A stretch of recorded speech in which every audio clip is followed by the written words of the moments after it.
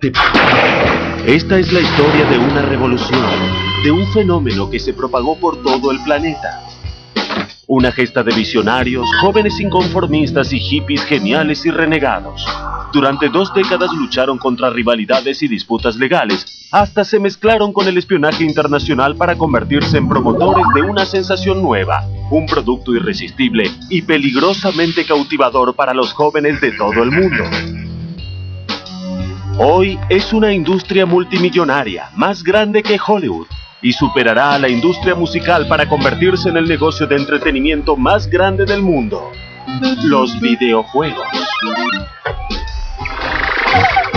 La historia de los videojuegos.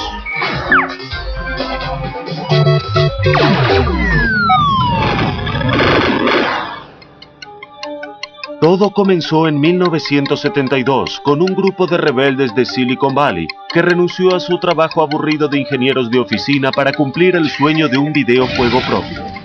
El padre fundador fue Nolan Bushnell, que a los 28 años se abrió camino en el negocio con un capital de solo $500. Fundó una compañía que llevó el nombre de su juego de mesa preferido, el Go. En Japón, cuando estás por devorar a un grupo opositor, le das una advertencia cortés: Atari. Y me pareció un nombre bien enérgico para una compañía. A pesar de su crónica falta de fondos, Bushnell persuadió al primer ingeniero de Atari.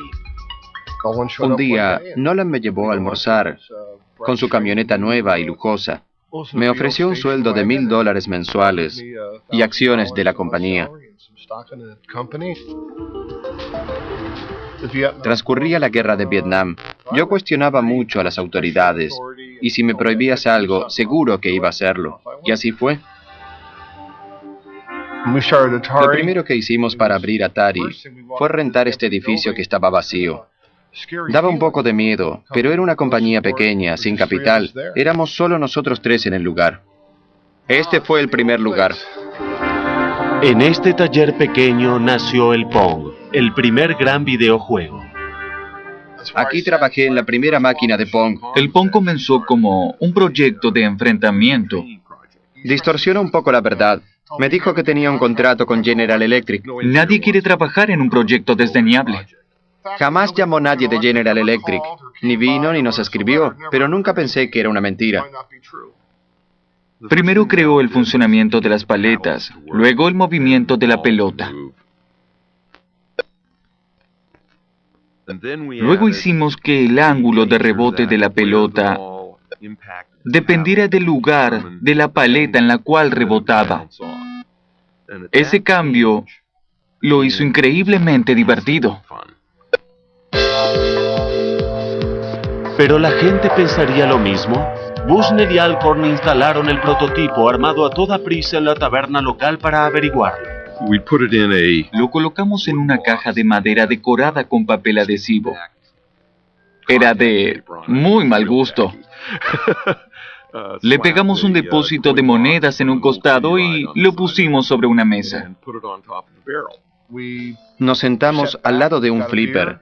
Pedimos una cerveza y observamos. Un cliente se acercó a la máquina y observó la pelota que rebotaba silenciosamente en la pantalla. Insertó una moneda de 25 centavos y el juego comenzó. Finalmente se dio cuenta de que las paletas eran controladas por 2 botones y dio su primer golpe. La gente lo rodeó para observar. Hasta entonces, nadie había visto nada en televisión que no proveniera de un estudio. Y recuerdo que una chica me preguntó cómo enviaba la señal de lo que ella hacía a la estación de televisión. La idea de que todo fuera generado allí mismo los desconcertaba. Nos quedamos un rato y volvimos a casa. Al día siguiente nos dijeron que la máquina estaba rota. Nos desilusionamos. La abrimos y descubrimos que el problema era que estaba tan llena de monedas que ya no entraban más. Esto es fácil de resolver, pensé. Nolan vio que el Pong era un éxito, que generaba mucho dinero, y se dio cuenta de que tenía un tesoro en sus manos. Entonces decidió fabricarlo. Atari estaba en marcha. Bushnell arrendó el lugar más económico que encontró, una pista de hielo abandonada, e instaló la primera fábrica. Cuando dije que construiríamos 100 máquinas por día, me dijeron que estaba completamente loco. Sabíamos tan poco que fuimos a la oficina de desempleados y contratamos gente de la calle. Había convictos en libertad condicional, había gente mala. Increíble. Era muy poco profesional. En menos de 6 semanas o 2 meses, llegamos a las 100 máquinas diarias. La noticia se divulgó y las órdenes los sobrepasaron. 10.000 máquinas solo para Estados Unidos. Cautivó a todo el país. Teníamos 24 años. No hacía mucho que nos habíamos recibido y teníamos algo que ya había conmovido al mundo. El capital inicial de $500 llegó al primer millón. La versión hogareña del Pong tuvo aún más éxito. Supuse que el mercado de los particulares podría ser enorme. Un día Al me propuso colocar todo en una microplaqueta y reducir el costo para poder vendérselo a una familia. Y yo estuve de acuerdo. Estas fueron las primeras microplaquetas del Pong. Aquí está todo el mecanismo del juego. Estas microplaquetas nos costaban unos $10 cada una y podíamos vender el juego completo por un valor de $100. Encontrar a alguien que lo vendiera fue más difícil. No lográbamos que ninguna juguetería del país lo comprara. Entonces, uno de los nuestros propuso que habláramos con el departamento deportivo de Sears. Sears encargó 150.000 unidades portátiles de Pong, que deberían ser entregadas a tiempo para la Navidad de 1975. Estaba diseñado elegantemente para atraer a niños y adultos y llevaba el rótulo Telegames de Sears. Otra vez, Atari estuvo al borde del éxito o la ruina. Sears concentró sus esfuerzos en la venta del Pong. El videojuego que hizo furor en 1973 estaba disponible para todos los hogares. Un solo anuncio bastó. Se vendieron todos. Fue maravilloso. Atari estaba en su mejor momento. Lenta pero incesantemente, creamos juegos nuevos, diferentes. Bushnell se concentró en los videojuegos. Estaba decidido a conservar el liderazgo. Nuestra actitud fue la de no ceder ni un centímetro a la competencia. Y fue así que lo superamos en ventas, en producción y en innovación. Ingeniería en acción. Para crear los mejores juegos, Bushnell necesitaba los mejores ingenieros. Hizo de Atari el lugar de trabajo más divertido del mundo. Cuando incorporaron a David Crane, este era gran admirador de la excentricidad directiva de Bushnell. Nolan solía decir me gusta. Si él decía eso me gusta, iba a querer fabricarlo. Creía que si a él le gustaba, a los demás también les agradaría. Bushnell motivó a sus ingenieros a la innovación perpetua. Yo siempre les decía que si creían firmemente en una idea, debían probarla. El capital de Bushnell eran las ideas, ninguna era descartada por loca. Todos debían venir con un par de ideas tontas. Las llamábamos abono. Estas ideas podían germinar. A veces salían a la luz. La libertad creativa produjo gran cantidad de videojuegos exitosos. Atari conservó el liderazgo. Pero luego llegó la demanda. Se dijo que Bushnell pudo haber robado la primera idea de otro. La demanda sostenía que meses antes de que apareciera Atari, Bushnell había visto un juego casi idéntico al Pong en una exposición. El diseñador de televisores Ralph Baer había pensado en crear videojuegos desde principios de los 50. En 1966, su idea se materializó mientras esperaba en una parada de autobús para hacer un viaje de negocios a Nueva York. Volví a la oficina la mañana siguiente, el 1 de septiembre de 1966. Escribí una descripción de 4 hojas en la cual explicaba el diseño. Proponía cosas como juegos deportivos, de persecución, carreras de autos y eso. Bear trabajó en su invento. Para 1968 tenía su primera consola de videojuegos en funcionamiento llamada simplemente caja marrón.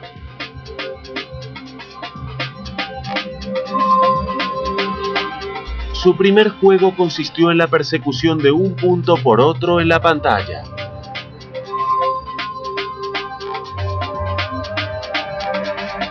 Pronto fue sucedido por un juego de ping-pong. Esto ocurrió 4 años antes de que Bushnell y Alcorn propusieran el Pong. La compañía de televisores Magnavox contrató a Bear y produjo una versión refinada de la caja marrón. El Odyssey tenía 12 juegos diferentes. Cada uno venía con una lámina de color que se colocaba en la pantalla para mejorar la imagen rudimentaria. Además de los controladores, Bear presentó el primer revólver de luz para juegos de caza, un invento muy adelantado para su tiempo. El Odyssey fue presentado en una exposición en Nueva York en 1972. Fue la estrella del evento. Todos estaban muy entusiasmados, también la prensa. Magnavox presenta al Odyssey, 12 juegos electrónicos increíbles para el televisor. El 24 de mayo del mismo año, en el libro de visitas de otra exposición en Silicon Valley, quedó la firma de un huésped interesante, Nolan Bushnell. Él mismo jugó con el Odyssey. Jugó al ping-pong. Por supuesto, vi el Odyssey y no me pareció demasiado interesante.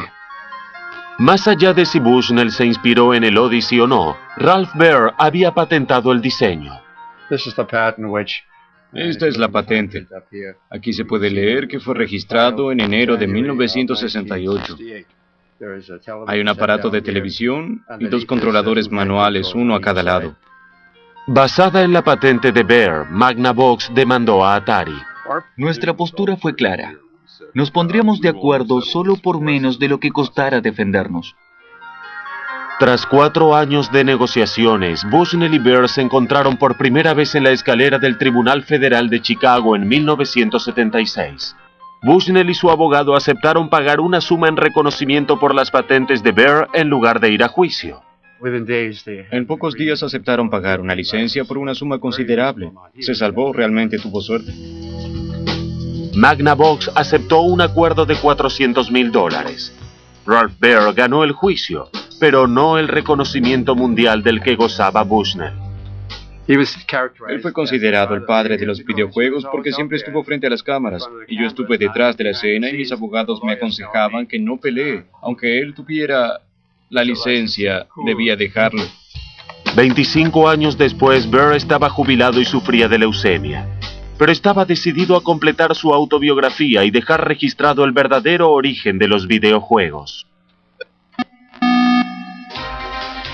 Para Bushnell, el acuerdo resultó económico. Atari ya ganaba millones. Pero en plena época dorada de los videojuegos, Atari enfrentó la nueva amenaza de un juego proveniente de Japón que conquistó el mundo.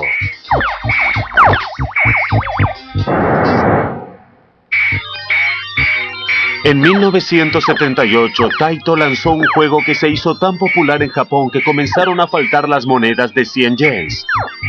El Space Invaders vendió más de 350,000 máquinas en todo el mundo y fue un nuevo despertar de la creatividad en videojuegos. Atari respondió con su propia marca de juegos espaciales y de tiroteos. Los ingenieros de Nolan Bushnell desarrollaron una nueva tecnología llamada Vector Graphics que otorgaba una calidad de imagen sorprendente. En 1979, Atari alcanzó su mayor éxito de ventas con el Asteroids. El Battlezone, con gráficos en 3D, también hizo furor y hasta inspiró una versión de entrenamiento para el ejército estadounidense. Los videojuegos se diseminaron. Los adolescentes y los adultos jóvenes de todo el mundo destinaban todo su tiempo libre y sus monedas a estas cavernas llenas de humo. La reacción de los padres y los políticos fue inevitable. La prensa se llenó de historias acerca del ausentismo escolar y la delincuencia. Las salas de juegos fueron consideradas antros de vicio donde los muchachos se perdían. Pero Atari encontró una solución. En 1975 los ingenieros comenzaron a trabajar secretamente en un concepto totalmente nuevo, un videojuego familiar con cartuchos que reproducían los juegos de las salas. Este es el primer prototipo del sistema de videojuegos Atari con cartuchos o VCS. Tiene todo lo que necesita un prototipo. Allí está la placa de circuitos y los comandos manuales, los controles del tank. Esto era necesario para jugar al Pong, al tank y los juegos de autos. Más allá de eso, no sabíamos qué uso darles. El VCS apareció en 1977. El exterior era de madera de imitación. Tenía comandos diseñados inteligentemente y los primeros comandos familiares. Vamos a jugar. Atari fue el principal productor de juegos exitosos y creó una colección de conversiones de juegos que no podían faltar. En 1980, Atari compró los derechos del Space Invaders. Space Invaders en Atari, el juego más popular del mundo en casa, acción en el espacio y en su televisor. Esa Navidad se vendieron millones de consolas de VCS solo para que los adolescentes pudieran jugar al Space Invaders en casa. El Pac-Man, un sensacional videojuego de Atari. Los ingresos de Atari hicieron de esta compañía la más rápida en crecimiento en la historia de Estados Unidos, pero este desarrollo atrajo a la mayoría de las compañías grandes. La Warner Communications hizo una oferta a Bushnell imposible de rechazar. Le compraron Atari por $28 millones, una inversión extraordinaria para un capital inicial de $500. Era mucho dinero. Era mucho más del que pensé que iba a ser. Pero era el principio del fin de Atari. Bushnell no tardó en enfrentarse con los nuevos dueños. Acabábamos de lanzar el VCS y les dije que ya no servía. Se sorprendieron. Les dije que tenían que pensar de ese modo. Quedaron horrorizados. Los jefes nuevos quedaron impresionados por la dirección de la compañía. Eran neoyorquinos y no podían entenderlo. Pensaron que era muy rara y comenzaron lentamente a desmantelar la cultura de la compañía. La destruyeron. Fue lo más increíble que vi en mi vida. Una serie de enfrentamientos con los nuevos jefes terminó inevitablemente con el despido de Bushnell. Le pagaron la indemnización y lo acompañaron hasta la puerta de salida. La empresa había perdido al visionario pionero. Pero los problemas de Atari no terminaron. Bajo el nuevo régimen, los grandes diseñadores como David Crane no fueron valorados por su papel en el éxito extraordinario de la compañía. Hubo muchas promesas que no se cumplieron. Había ingenieros que se encargaban de la producción de los cartuchos para VCS. Ganaban unos 50 o 60 mil dólares anuales. En 3 o 4 meses, producían el programa para un cartucho que generaba $100 millones. Empezaron a sacar cuentas. Si pensaban que no valíamos más que quienes ponían los tornillos, estábamos en la compañía equivocada. David Crane y otros 3 diseñadores se fueron de Atari y establecieron su propia empresa, Activision. Tras 2 años de disputas legales con Atari, ganaron los derechos de diseño y publicidad de sus propios juegos para los VCS. Crane diseñó el juego más exitoso para el VCS de todos los tiempos, el Pitfall. Todos los juegos vendieron al menos 500,000 de unidades. Fueron todos éxitos, y luego apareció el Pitfall, y vendió varios millones. Fue el éxito más grande. Con Pitfall lo que desarrollamos fue el primer juego de plataforma. Activision hizo renacer el espíritu creativo de los primeros días de Atari, pero también sin darse cuenta, ocasionó un desastre. Muchos empresarios vieron solo nuestro éxito y lamentablemente inundaron el mercado de productos que la gente no quería. Atari contribuyó a la pérdida de confianza en los videojuegos, con productos de mala calidad, como el E.T. Muy pronto, solo de Atari. Millones de copias de este juego terminaron en la basura. El mercado de videojuegos se desmoronó y en 1983 Warner anunció pérdidas en el segundo trimestre por más de $250 millones. Las acciones cayeron en picada. Me arrepiento de la venta. Fue lo más tonto que hice en mi vida. En 1984, Warner liquidó a Atari y el negocio de los videojuegos norteamericanos desapareció. Pero en otros lugares, una raza nueva de diseñadores de 12 años resucitaba la industria en sus dormitorios y se convertirían en adolescentes millonarios. A comienzos de los 80, en aulas, patios y dormitorios, los adolescentes ingleses tramaban una revolución. Eran los niños más tontos de la escuela, individuos grotescos, hábiles en matemática y con pocos amigos. Pero estaban por ganar millones.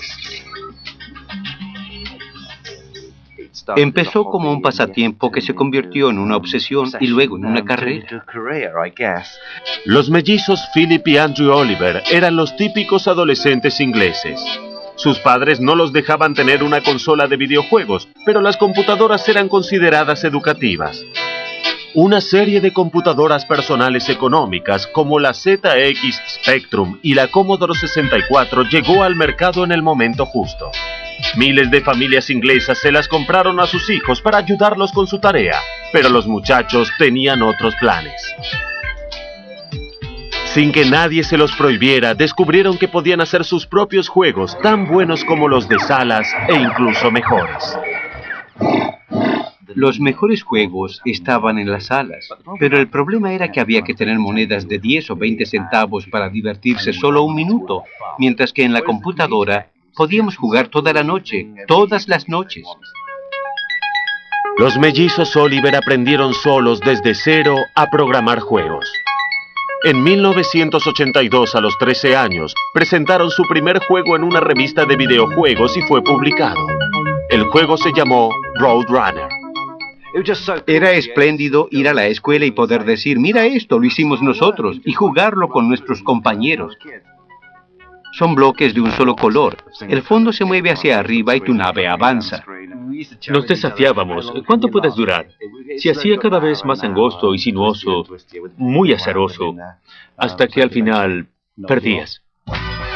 La revista les pagó $75, mucho dinero extra para adolescentes de 13 años. Después vino la oportunidad de salir en televisión. Presentaron un juego en una competencia para un programa infantil. Programamos un juego, lo enviamos y ganamos el primer premio. Salimos en televisión. Fue muy extraño, porque después dijeron que habíamos sido los únicos que enviamos un juego. No esperaban juegos programados.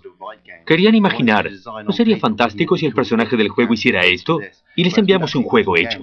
Llovieron las ofertas para comprarlo. El pasatiempo de los mellizos se convirtió en una industria artesanal. Estos son los primeros. Programamos muchos juegos. Este es Killer P, KP. A veces trabajábamos toda la noche e íbamos a la escuela por la mañana. Pensábamos lo que íbamos a programar, todas las flechas que se disparaban, las rocas que caían, esto y aquello. Nos despertábamos en la madrugada. Se me ocurrió algo para el juego. Seguíamos trabajándolo y mejorándolo. Y empezaban a cantar los pájaros y veíamos que comenzaba a amanecer. La camioneta. Las editoriales distribuyeron sus juegos por todo el país, pero los mellizos cobraron muy poco. Cuando cumplieron 18, sus padres pensaron que era hora de que fueran a la universidad y se pusieran a trabajar en serio. Pero un profesor los convenció de que les dieran un año para convertir su pasatiempo en un negocio. Semanas más tarde, todo cambió cuando conocieron a los hermanos Darling. Richard y David Darling también habían inventado sus propios juegos desde que tenían 11 y 12 años. Pero no estaban conformes con los pagos simbólicos que las compañías ofrecían a los diseñadores adolescentes. Entonces empezaron a vender sus juegos por correo. Así montaron su propia empresa en el cuarto de huéspedes en su casa. Duplicaban sus juegos en cassette y hacían sus propias ilustraciones. Así llegaron a vender 1 millón de copias. A los 17 y 18 años establecieron su propia editorial de juegos, Codemasters. Y en la primera exposición conocieron a los mellizos Oliver, que ya tenían 18 años. Vinieron los Oliver y nos dieron la demostración de un juego que habían programado. Dijeron que por un juego como ese nos darían $15,000. Quedamos atónitos. Si quedaron completamente boquiabiertos o estaban muy entusiasmados, lo disimularon muy bien. No veíamos la hora de llegar y no pudimos dormir. En un mes programamos el Super Robin Hood, que subió directamente al estrellato para Navidad. Vendimos 100,000 copias y ganamos $15,000. Luego se siguió vendiendo un poco más, no lo podíamos creer. Desde el momento en que salió no pudimos parar. Escribimos más juegos para Codemaster. Fue una de las coproducciones más exitosas en la historia de los videojuegos para computadoras. Hicimos el cálculo de que habíamos escrito la mitad de los juegos de Codemasters.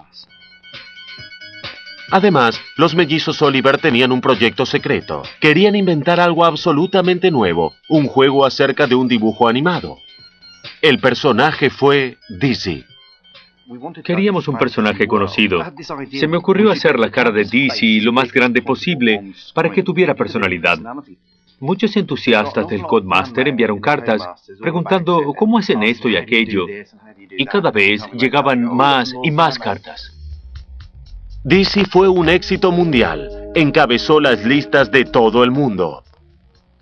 Había 3 juegos de Dizzy en los puestos 1, 2 y 3. Fue algo así como los Beatles de los videojuegos. Estos adolescentes millonarios se hicieron famosos en todo el país. Ocuparon las primeras planas y lucieron los botines de su éxito. Hubo casos de Ferraris compradas por quienes pasaron esta prueba, pero creo que no las conservaron por mucho tiempo. El resultado de este gran esfuerzo fue una contribución enorme al diseño de juegos. Estos fueron creados por jugadores para jugadores. Gracias a la era de la computadora doméstica, Inglaterra aporta más diseñadores y programadores a esta industria que cualquier otro país. Recuerdo haberle dicho a un periodista que un día esto sería más importante que la televisión. Y digamos que ahora la industria inglesa de los videojuegos exporta más que la del cine y la televisión juntas. Pero a comienzos de los 80, cuando los adolescentes ingleses eran las estrellas de la era informática, también surgían nuevas estrellas en Oriente. El centro de la industria estaba por mudarse otra vez. La industria de los videojuegos, que empezó con Atari en la costa oeste de Estados Unidos en los 70, pasó a estar en manos de Japón.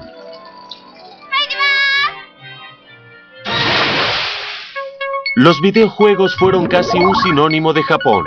Todo gracias a una extraordinaria serie de personajes, todos desarrollados en la década del 80 por un solo genio creativo. Después de Walt Disney, nadie logró llegar al corazón y la mente de tantos millones de niños por todo el mundo, excepto Shigeru Miyamoto. En un momento, me di cuenta de que los juegos podían emocionar a la gente. Desde entonces, los recuerdos de mi niñez quedaron reflejados en mis juegos. Miyamoto fue criado en Sonebe, un pequeño pueblo rural próximo a Kioto. De niño, en el hogar de una familia tradicional, convirtió su entorno en un mundo de fantasía inexplorada. Estaba en su mundo. Pasaba mucho tiempo solo, mucho tiempo soñando despierto. Los juegos de su niñez fueron conservados hasta su madurez y los aplicó a su trabajo. Lo recuerdo describiendo un paseo por un parque boscoso cercano a su casa.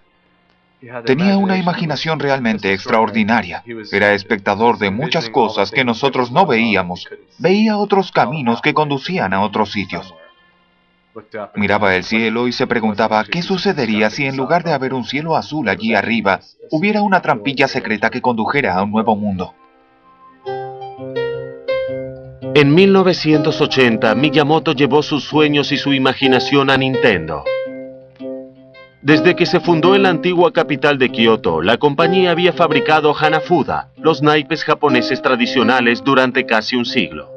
Pero cuando su presidente, Hiroshi Yamauchi, vio el éxito de algunos juegos como el Space Invaders, convirtió a Nintendo en una fábrica de videojuegos. Miyamoto, con poco más de 20 años, no tenía interés por los videojuegos, pero su padre quería que tuviera un trabajo respetable. Miyamoto era un artista soñador, inconstante y muy imaginativo. El último lugar donde se le habría ocurrido trabajar era una compañía grande. Odiaba las computadoras. No confiaba en cosas invisibles como la electricidad. El nuevo giro de su destino fue un llamado de Norteamérica. Nintendo había montado una pequeña oficina en Seattle. Los videojuegos estaban en su apogeo con Atari a la vanguardia. Y Nintendo quería participar del auge. La sucursal norteamericana había encargado 2.000 unidades de un juego japonés exitoso llamado Radarscope, que en Estados Unidos resultó desastroso. La sucursal pidió a la dirección que enviara un juego en reemplazo de aquel. Al no haber un diseñador disponible en Japón, decidieron que era hora de dar una oportunidad a su empleado más joven. La idea dejó a Miyamoto perplejo y abrumado. Comenzó a investigar. Por un tiempo visitó salas de juego y habló con jóvenes, trató de entender de qué se trataban los juegos, y concibió la idea de que los videojuegos tuvieran trama. ¿Por qué no relatar historias? Miyamoto creó una historia sencilla y personajes caricaturescos y coloridos para su nuevo juego innovador. Este es mi primer esbozo de Donkey Kong. El gorila se escapa de la jaula, toma a la chica y se aleja con ella. El hombre lo persigue. Debe eludir estos barriles con un martillo en la mano. Al final hay un agujero en el suelo donde el gorila cae y muere.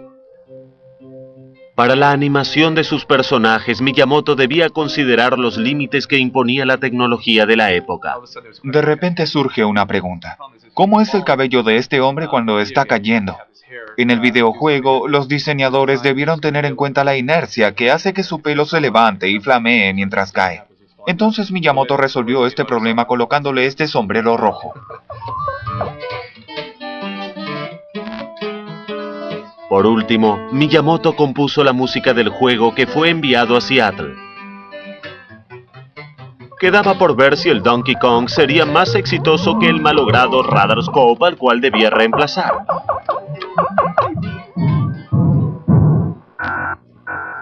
En Norteamérica, cuando lo vieron, creyeron que sus compañeros japoneses estaban locos. Temiendo lo peor, el equipo norteamericano decidió probar el juego en un bar local, como había hecho Atari con el Pong 10 años antes. Al día siguiente, regresaron a la taberna, abrieron el depósito de monedas, y he aquí que había $30 en monedas de 25 centavos. Casi rebalsaba. Esto implica que la máquina operó casi todo el tiempo que la taberna estuvo abierta. Desde el mediodía hasta la medianoche, en que cerraron.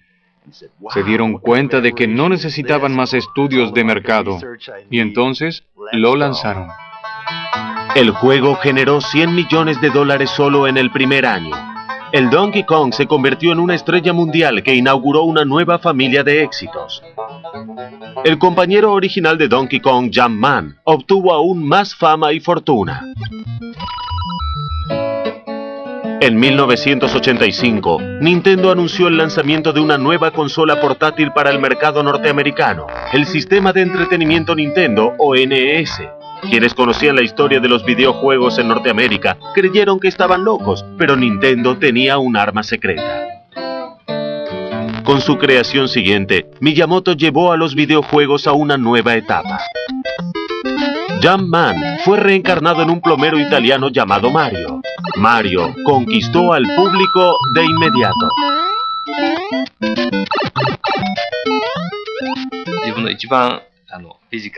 Mario puede hacer piruetas sorprendentes, como saltos demasiado altos, pero no es sobrehumano. Se ahoga en el agua y se lesiona si cae desde lugares altos.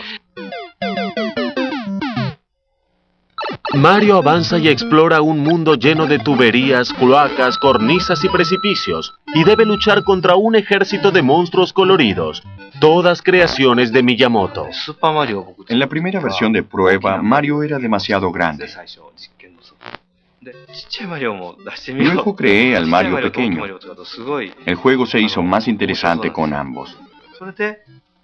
Luego me pregunté qué tipo de alimento mágico podría transformar al pequeño Mario en el Mario grande, y creé ese desagradable hongo rojo. Generó todo ese universo fantástico. Era como soñar frente a un espejo. El juego trascendió y Mario se convirtió en una superestrella mundial. Un estudio de 1987 indicó que era más reconocido por los niños norteamericanos que Mickey Mouse. Por último, Miyamoto exhibió su obra maestra.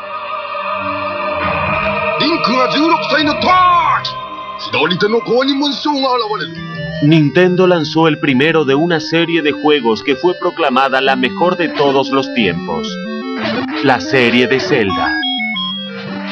La leyenda de Zelda, representada en planos y diferentes niveles, ofrecía al jugador un mundo mágico para recorrer y explorar.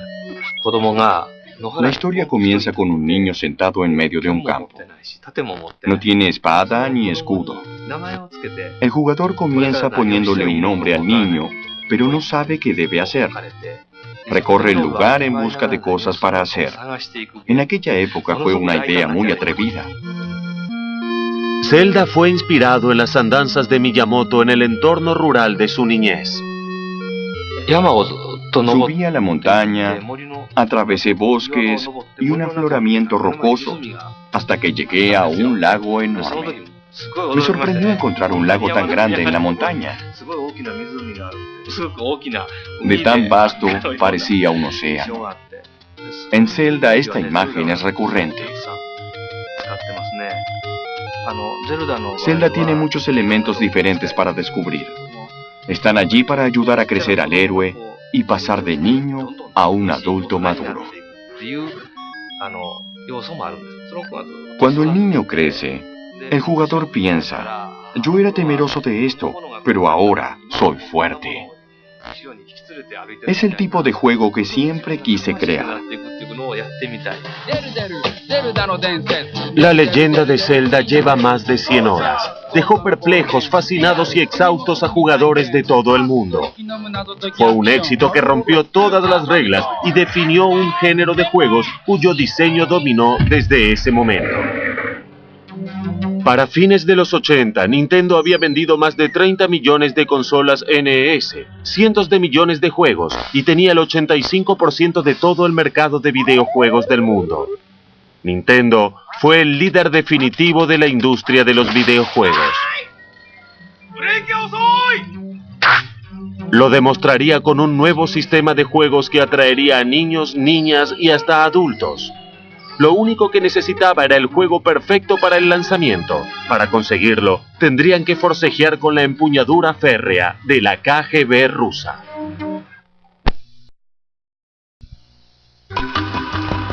A fines de los 80, del otro lado de la cortina de hierro, se forjó la amistad entre dos diseñadores de juegos. Esta enriqueció a uno e hizo famoso al otro, y convirtió al Game Boy de Nintendo en la máquina más exitosa de todos los tiempos. La clave de esta amistad fue un juego llamado Tetris. En 1988, el editor y diseñador de juegos alemán Hank Rogers se dedicaba a la exportación de juegos nuevos a Japón. Vi por primera vez el Tetris en 1988, en una exposición en Las Vegas. Me dedicaba a eso, visitaba exposiciones y buscaba juegos que me gustaran para exportar a Japón. Era mi actividad. Lo jugué. Seguí recorriendo y volví a jugarlo otra vez. Di otra vuelta y volví para jugarlo. Vi que era un juego muy sólido. Debía conseguirlo. Alexei Pajitnov vive en Seattle, pero creó el Tetris en Moscú en 1984. Pajitnov trabajaba en inteligencia artificial y programas para reconocimiento de voces. El Tetris fue originalmente un ejercicio para probar una computadora. Siempre me interesaron mucho los acertijos, los rompecabezas y todo este tipo de juegos matemáticos. El Tetris se basa en un rompecabezas ruso llamado Pentáminos.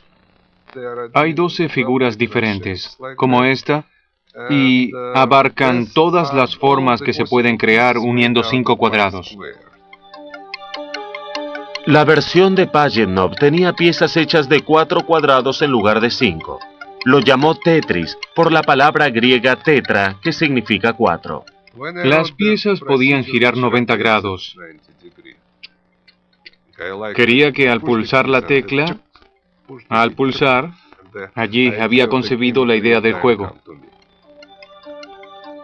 La genialidad de Pajitnov fue convertir al Tetris en una carrera contra el reloj. Las líneas completas desaparecían. Esto permitía seguir jugando casi indefinidamente, pero las piezas descendían cada vez más rápido y el juego se hacía cada vez más difícil. Cuando el juego se acelera, el cerebro ya no puede resolverlo a esa velocidad. Quizá en este punto el que juega sea el subconsciente, pero la velocidad del juego supera a la de la mente y es como lo que tienen los atletas, lo que llamamos una zona. El Tetris se difundió por toda la Unión Soviética y llegó a Hungría, donde fue descubierto por Robert Stein. Stein viajó a Moscú, donde se reunió con Alexei Pajitnov y compró una licencia para editar el juego. Por alguna razón me dio su Tetris original. Así obtuve la licencia para su edición total. Al menos eso creía yo. En Occidente, el Tetris se convirtió en el mayor éxito desde el Space Invaders. Cuando el Tetris llegó a las oficinas, la productividad se desplomó. Finalmente hubo que prohibirlo. En Japón, Hank Rogers lanzó una versión para la consola Nintendo. Estrenamos este Tetris en la Navidad de 1988. Terminamos vendiendo 3 millones. Fue entonces que Hank Rogers vio un vago anticipo del Game Boy de Nintendo. Les dije, creo que tengo el juego perfecto para el Game Boy. Pero Rogers enfrentaba la competencia de Robert Stein para asegurarse los derechos del Tetris. ¿Perdón? Lo descubrí yo. Debería ser mío. Entonces tomé el primer avión. Sin darse cuenta, Rogers y Stein volaron a Moscú el mismo día. Se alojaron en el mismo hotel, pero nunca se vieron. La TV no funciona. La radio no funciona. Todos imaginaban que cruzar la cortina de hierro en aquellos días con todo lo que estaba sucediendo era simplemente aterrador. Rogers estuvo en Moscú. No sabía nada de la Unión Soviética. No hablaba ruso.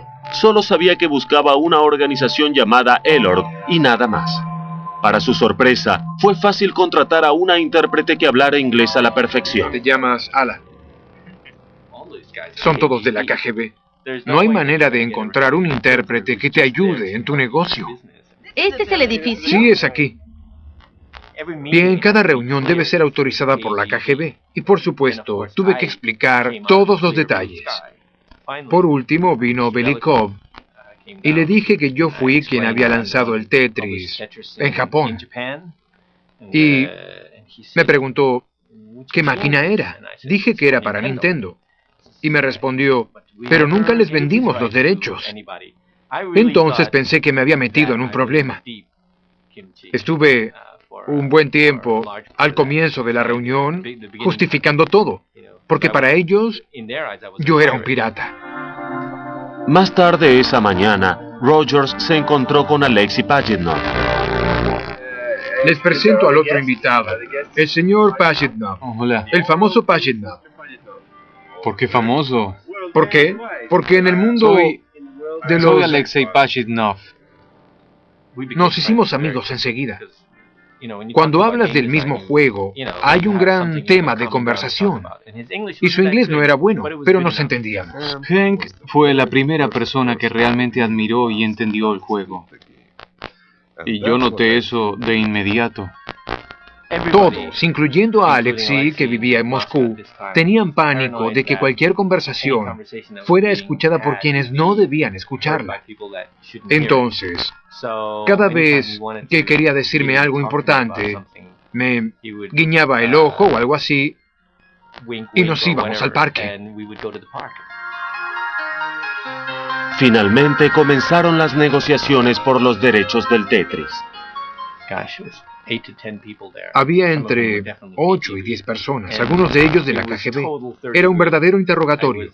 Yo estaba en esa habitación y me preguntaron de todo. Rogers ignoraba que los rusos estaban negociando lo mismo con Robert Stein en otra sala del mismo edificio. Mi objetivo era obtener la licencia más completa que se pudiera. La mejor. Sin que ellos lo supieran, el presidente de Mirrorsoft, editora de juegos de Inglaterra, también estaba en Moscú. Era Kevin Maxwell, hijo del potentado editor Robert Maxwell. Kevin forcejeaba. Si no acuerdan conmigo, mi padre hablará con Gorbachev y tendrán problemas. Esa era su manera de negociar. Pero Rogers tenía a Pajitnov de su lado y el respaldo de Nintendo, que podía ofrecer un acuerdo generoso. Tras 4 días de negociación, por fin dieron el sí. Pajitnov y Rogers festejaron en el único restaurante japonés de Moscú. El acuerdo convirtió a Rogers en multimillonario. Lo odié, pero hizo lo que haría cualquier hombre de negocios. Al día de la fecha llevo perdidos quién sabe cuántos millones de dólares. Me sentí desdichado. El principal ganador fue Nintendo. Se vendieron 32 millones de Game Boy que incluían el Tetris. La mitad de los compradores eran adultos. Pajitnov se hizo famoso y migró a Estados Unidos. Como ciudadano soviético, no ganó nada con el juego hasta 1996, cuando caducaron los acuerdos originales, 12 años después de la invención. Él y Hank Rogers siguieron trabajando juntos. Vendieron el Tetris a una nueva generación de jugadores con un nuevo equipo. Con el Tetris, la industria de los videojuegos llegó a la madurez e hizo de Nintendo, al menos por un tiempo, la compañía de entretenimiento más poderosa del mundo. Desde el humilde comienzo, la cultura de los videojuegos evolucionó a un ritmo increíble, gracias a la visión de futuro y la creatividad de sus geniales pioneros. Ellos comprendieron que el hombre necesita el juego y disfruta de él. Abrieron la puerta a un nuevo mundo maravilloso, del cual no se puede escapar.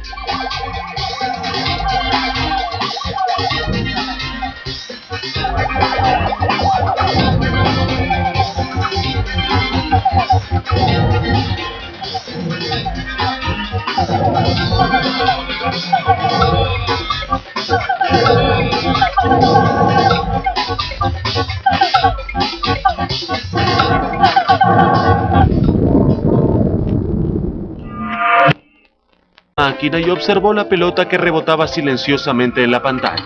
Insertó una moneda de 25 centavos y el juego comenzó. Finalmente se dio cuenta de que las paletas eran controladas por 2 botones y dio su primer golpe. La gente lo rodeó para observar. Hasta entonces, nadie había visto nada en televisión que no proveniera de un estudio. Y recuerdo que una chica me preguntó cómo enviaba la señal de lo que ella hacía a la estación de televisión. La idea de que todo fuera generado allí mismo los desconcertaba. Nos quedamos un rato y volvimos a casa. Al día siguiente nos dijeron que la máquina estaba rota. Nos desilusionamos. La abrimos y descubrimos que el problema era que estaba tan llena de monedas que ya no entraban más. Todo comenzó en 1972 con un grupo de rebeldes de Silicon Valley que renunció a su trabajo aburrido de ingenieros de oficina para cumplir el sueño de un videojuego propio. El padre fundador fue Nolan Bushnell, que a los 28 años se abrió camino en el negocio con un capital de solo $500. Fundó una compañía que llevó el nombre de su juego de mesa preferido, el Go. En Japón, cuando estás por devorar a un grupo opositor, le das una advertencia cortés, Atari, y me pareció un nombre bien enérgico para una compañía. A pesar de su crónica falta de fondos, Bushnell persuadió al primer ingeniero de Atari. Un día, Nolan me llevó a almorzar con su camioneta nueva y lujosa. Me ofreció un sueldo de $1000 mensuales y acciones de la compañía. Transcurría la guerra de Vietnam. Yo cuestionaba mucho a las autoridades, y si me prohibías algo, seguro que iba a hacerlo. Y así fue. Lo primero que hicimos para abrir Atari fue rentar este edificio que estaba vacío. Daba un poco de miedo, pero era una compañía pequeña, sin capital. Éramos solo nosotros 3 en el lugar. Este fue el primer lugar. En este taller pequeño nació el Pong, el primer gran videojuego. Aquí trabajé en la primera máquina de Pong. El Pong comenzó como un proyecto de enfrentamiento. Distorsionó un poco la verdad. Me dijo que tenía un contrato con General Electric. Nadie quiere trabajar en un proyecto desdeñable. Jamás llamó nadie de General Electric. Ni vino ni nos escribió, pero nunca pensé que era una mentira. Primero creó el funcionamiento de las paletas. Esta es la historia de una revolución, de un fenómeno que se propagó por todo el planeta. Una gesta de visionarios, jóvenes inconformistas y hippies geniales y renegados. Durante 2 décadas lucharon contra rivalidades y disputas legales, hasta se mezclaron con el espionaje internacional para convertirse en promotores de una sensación nueva, un producto irresistible y peligrosamente cautivador para los jóvenes de todo el mundo. Hoy es una industria multimillonaria, más grande que Hollywood, y superará a la industria musical para convertirse en el negocio de entretenimiento más grande del mundo: los videojuegos. La historia de los videojuegos.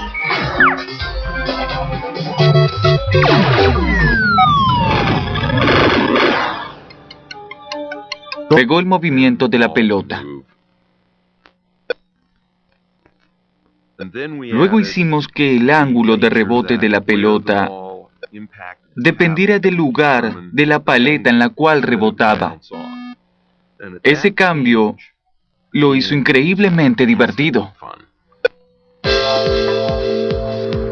¿Pero la gente pensaría lo mismo? Bushnell y Alcorn instalaron el prototipo armado a toda prisa en la taberna local para averiguarlo. Lo colocamos en una caja de madera decorada con papel adhesivo. Era de muy mal gusto. Le pegamos un depósito de monedas en un costado y lo pusimos sobre una mesa. Nos sentamos al lado de un flipper, pedimos una cerveza y observamos. Un cliente se acercó a la